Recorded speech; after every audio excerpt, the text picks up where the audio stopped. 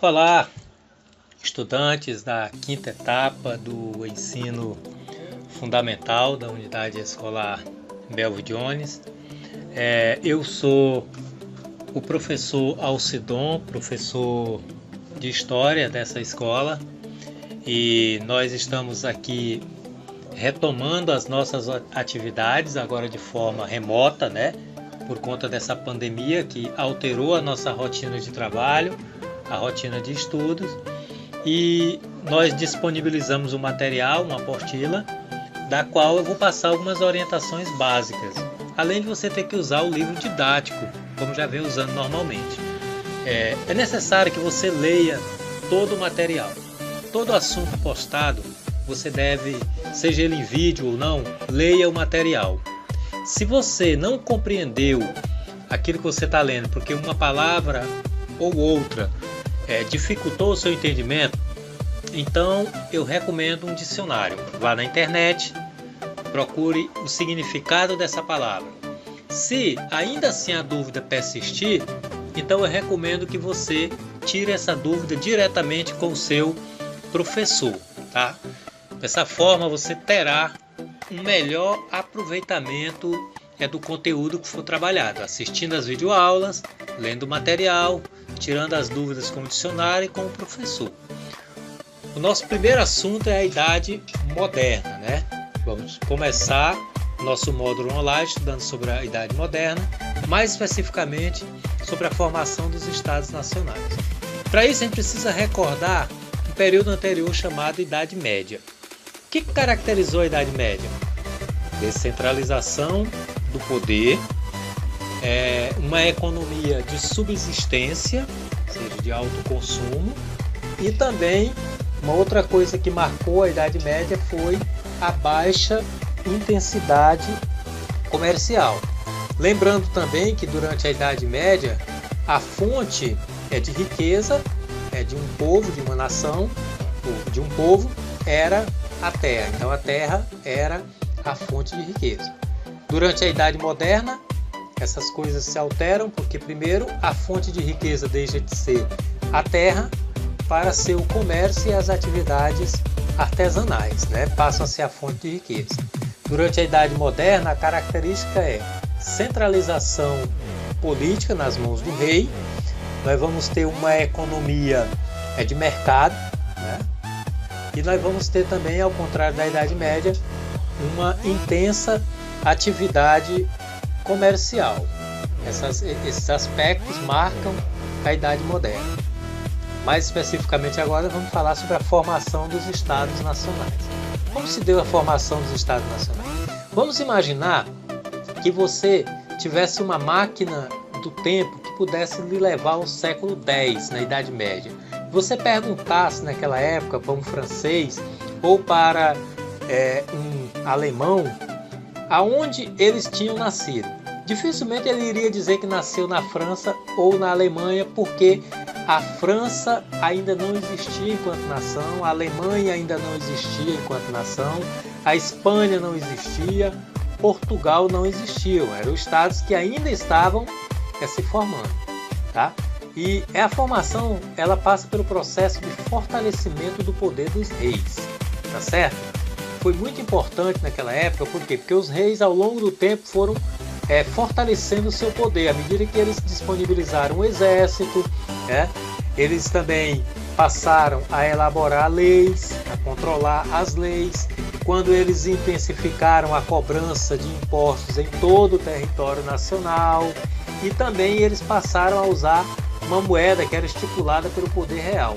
Todo esse conjunto de fatores fortaleceu a autoridade do rei e permitiu, né, que ele pudesse ter o poder centralizado em suas mãos, tá certo? Talvez você esteja com a dúvida, olhando para agora e se perguntando, né?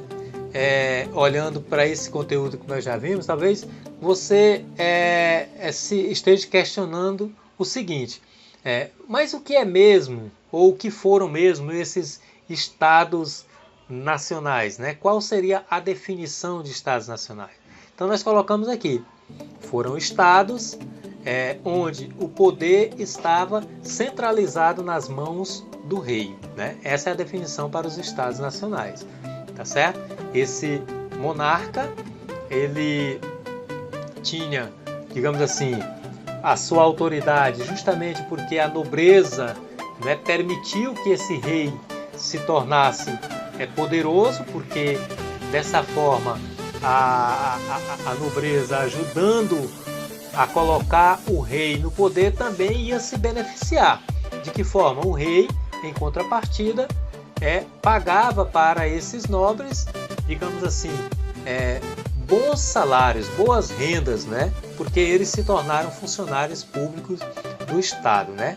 Esses reis, eles eram chamados de reis absolutistas, não porque tinham poderes fenomenais, mas porque eles estavam, digamos assim, dentro da sua autoridade acima das leis. Por isso esses reis foram chamados de reis absolutistas, tá certo? Naquela época, você não vai ver, na presença desse rei, não existia essa ideia de constituição, né, de uma lei que pudesse tolir o poder e controlar o poder do rei. Não havia, não existia isso, né? Também não existia, naquela época, ainda não existia a ideia da eleição, né? Vamos eleger o nosso próximo rei. Não existia eleições. Os reis, eles faziam seu sucessor através da hereditariedade, tá certo? Não existiam também os partidos políticos, os inúmeros partidos políticos que a gente vê hoje aí, são centenas de partidos políticos, né? Então, os reis se tornaram fortes a ponto do rei Luís XIV declarar a seguinte frase: o Estado sou eu. Talvez você ainda esteja com uma dúvida, né? Você esteja perguntando: professor, mas me diga uma coisa, você falou dos reis, falou dos nobres, e a burguesia? Onde é que a burguesia se encaixa? Então vamos lá.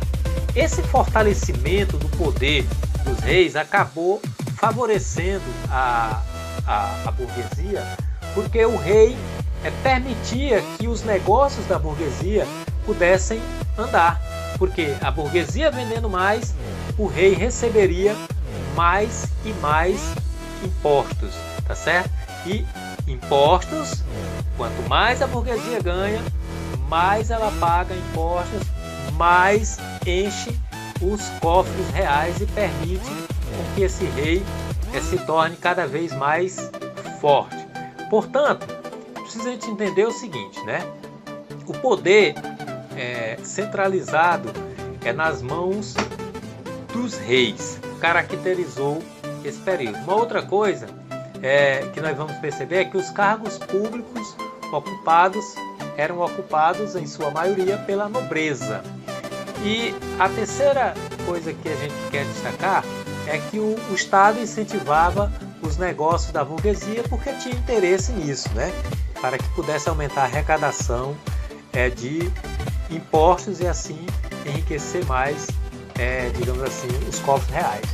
E quem era na realidade que pagavam e os que não pagavam impostos? Os que pagavam impostos naquela época, a classe oprimida, né? A classe que deveria, digamos assim, contribuir com o pagamento de impostos para os cofres reais, eram os artesãos, né? Os artesãos trabalhavam na sua rotina diária, pagavam impostos, assim como pagavam também os camponeses.